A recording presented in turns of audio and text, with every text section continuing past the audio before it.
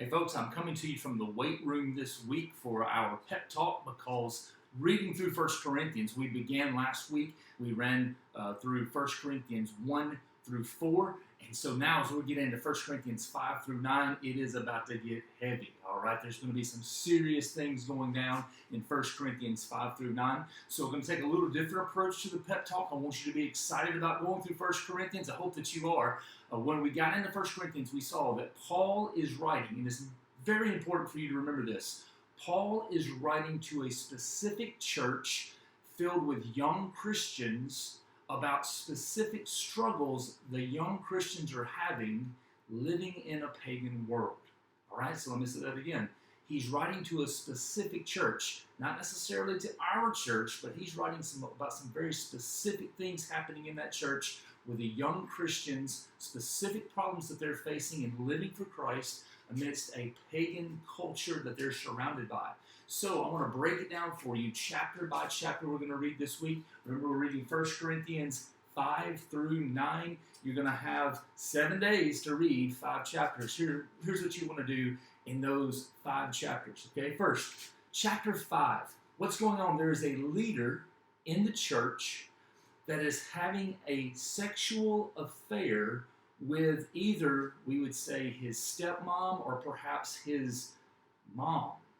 And if that's not a big enough problem, the affair is publicly known. That's how Paul gets word of it.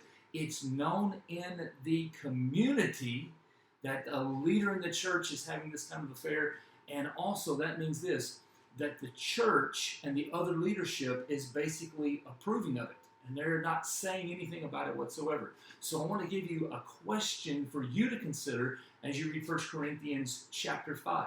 The question is this: how should our church, taking the principles from 1 Corinthians 5, how should our church handle public sin that's committed by one of its leaders? That's something to wrestle with.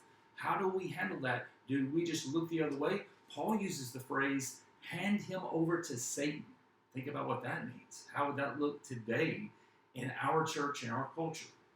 Chapter 6. Chapter 6 is broken down into 2 different parts. Chapter 6, verses 1 through 11. Here's what's happening. Some of the church members have wronged each other, and so they are taking each other, Christian versus Christian, are taking each other before a secular or a pagan court.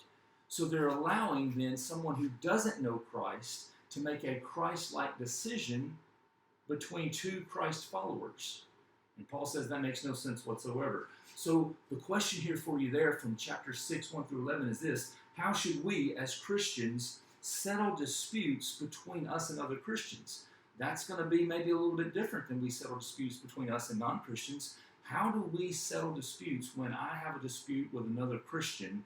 How do we do that since we're both Christ followers, since we're both part of the church, since we're both part of God's family, since Christ is Lord over both of us? Part 2, chapter 6, verses 12 through 20, some of the young Christians were sleeping with prostitutes and then rationalizing it and saying, hey, it's no big deal because this is just my body, it's not my spirit. And really they were saying, everybody's doing it. You ever heard that before? So here's the question for you to consider. Who owns my body? Who owns my body? Is it me? Is it the world? Is it my friends? Is it whoever I give myself to? Or is it Christ? Who owns my body? Chapter 7. In the church, some are single, some are married, and some are widowed. And so they are wrestling with how to fulfill their responsibilities and how to have their needs met based on where they are in their current marital status. So the question for you is this: how can I live for Jesus if I'm single? How can I live for Jesus if I'm married? How can I live for Jesus if I'm widowed? What honors Christ in my current marital status? How do I live for Jesus? Chapter 8. In local pagan temples, you would need to know this, that the pagan priest, they'll take animals, they'll sacrifice that food or those animals to their false gods, and then they'll turn around and the remaining meat that's left, they will sell it in the marketplace, or maybe there's a banquet, there's some kind of seminar, and then young Christians are coming in and they're faced with this choice. Do I buy that meat sacrificed to other idols? What do I do with that? So here's the question. What is right for me to do and what is wrong for me to do? What is right for me to do and what is wrong for me to do today? So I think about a couple of things, just areas for you to think about. What is right for me to do? What is wrong for me to do when it comes to R-rated movies? When it comes to me going into R-rated movies, is that a big deal? Is that right? Is that wrong?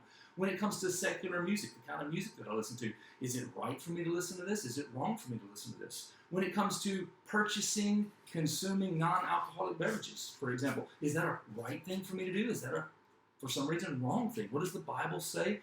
How do I make this determination?